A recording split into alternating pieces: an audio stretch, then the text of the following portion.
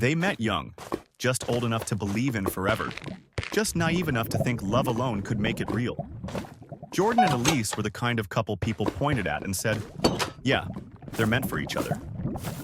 They had matching playlists, inside jokes no one else understood, and plans, so many plans, about apartments with sunlit kitchens, road trips across the country, a dog named Milo, maybe kids someday.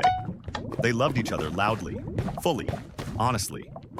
But life didn't love them back in the same way. Jordan's family moved 3 states away. Elise's work schedule turned into late nights and missed calls. They tried, God, they tried to hold on. Midnight FaceTimes, long voice messages, promises whispered like prayers. But slowly, the distance grew heavier than the love could carry. Arguments started over tiny things. Delayed replies, forgotten good mornings, canceled plans. Every fight wasn't really about the fight.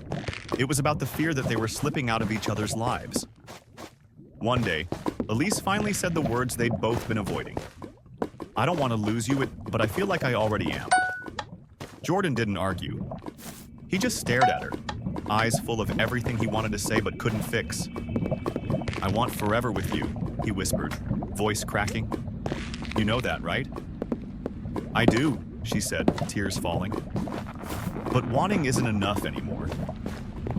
They sat on her apartment floor for hours. No yelling, no blame, just 2 people who loved each other too much to pretend things weren't breaking.